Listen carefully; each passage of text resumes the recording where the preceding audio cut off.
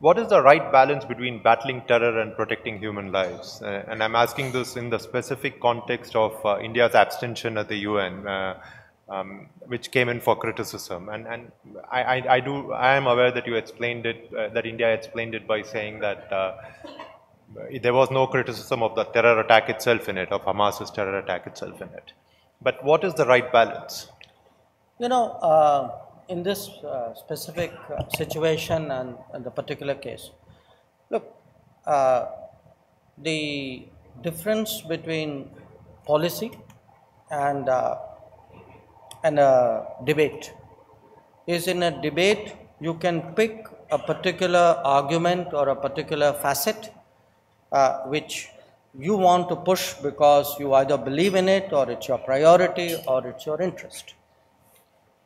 When it's policy, what happens is, you know that there are multiple factors at play, often contradictory or sometimes difficult to harmonize, but you have to get the right balance.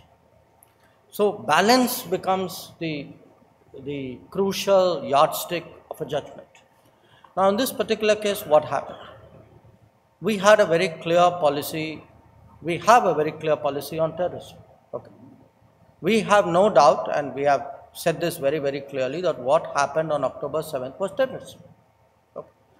And I think if you ask, this is not just a government view, if you ask the average Indian, terrorism is an issue which is very close to people's heart, because very few countries or societies have suffered as much as we have from terrorism.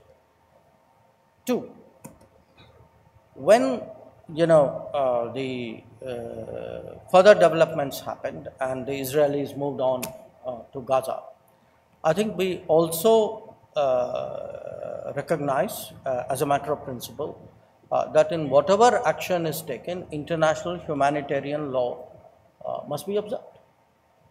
And three, when it comes to the issue of Palestine, again we have been very clear that the only solution that we see is a two-state solution, is of a independent, viable Palestinian state, and that state can only be arrived at through direct dialogue between the Palestinians and Israel.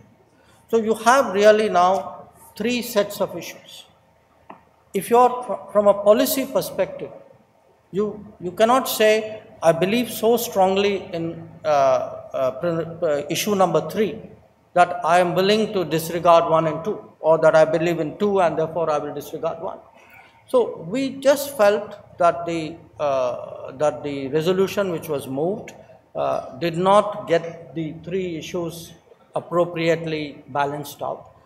We felt that there were attempts made, and by the way, we were not the only country which thought that. There were, when there was a move to say, look, there should be a stronger recognition of the fact that there was terrorism on October 7th. If my recollection is, 88 countries, 80-something countries voted for it. So,